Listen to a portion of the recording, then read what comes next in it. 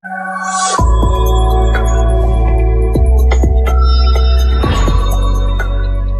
and welcome to the afternoon market update from Nirmal. I'm RIL L&T.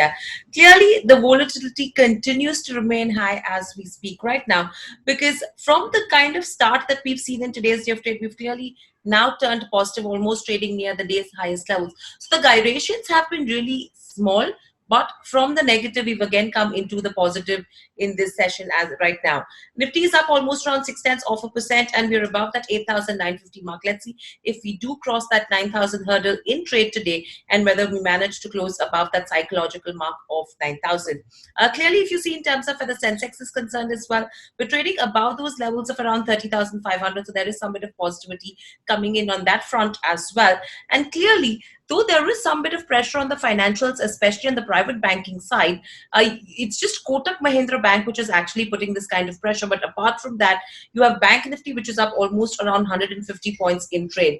In fact, all Bank Nifty components are trading in the positive as we speak. It's only Kotak Mahindra Bank, as I already mentioned, that is trading in the negative. Taking cues from the broader markets as well, even they are trading in the green. In fact, there was some bit of outperformance coming in from the broader markets as we started off the day of trade. However, now you still have the benchmark indices and the broader markets which are pretty much in power. In terms of sectors as well, again, it's a pretty mixed trend that we've been picking up in terms of where sectors are concerned, because clearly you have IT, which has been a sector which has been trading under pressure in today's day of trade. You have Wipro, which did come out with their earnings. After that, you have TCS that will be reporting earnings in today's session. And the outlook looks slightly grim. The expectation is slightly poor. And that's something which is sending these kind of jitters as well to the IT sector, in spite with what's happening on the Indian rupee. We are seeing selling in India in IT, auto, as well as there's some bit of selling coming in the banking names as well. Whereas energy, metals, and pharma, these are sectors which continue to see some bit of buying interest in today's day of trade. In terms of the advanced decline ratio as well, if you go to see, it's pretty much in favor of the bulls, and that's something which is giving us some bit of confidence as well. For the markets. Taking cues on the Indian rupee as well, we opened 30 paise lower at around 76.74 as per the dollar. So let's see where the rupee is headed in trade today. ICICI Bank, Reliance Industries, L&T, HDFC Twins, these are the stocks which are actually contributing to the kind of gains that we are seeing on Nifty 50, whereas there is some bit of check coming in from stocks like Infosys, TCS, Kotak Mahindra Bank. These are the ones which are actually keeping the markets under check as well. Let's quickly highlight a few of the top gainers on Nifty 50. So overall, if you go to see a Vedanta, L&T, UPL, Hindalco, as well as IndusInd Bank, these are the top gainers. Whereas on the losing front, you have all the IT majors along with the Hero Moto, which are the top 5 losers on Nifty 50. On the broader markets, you have Ashoka Buildcon, IFB Industries, JK Tires, KNR Construction, which are seeing smart gains, Hexaware Tech, Shriram City Union, Balrampur Chini, ITI, a few of the names which are seeing some bit of cuts. Very few stocks are at a 52-week high. In fact, there are no major stocks at a 52-week low today as well. So you just have a Nestle and a Divi's Laboratories, two counters that are trading at a 52-week high. Whereas in Aditya Birla Fashion as well as Godrej Industries trading at a 52-week low. Let's quickly highlight the movers and shakers today, which are moving on the back of some news.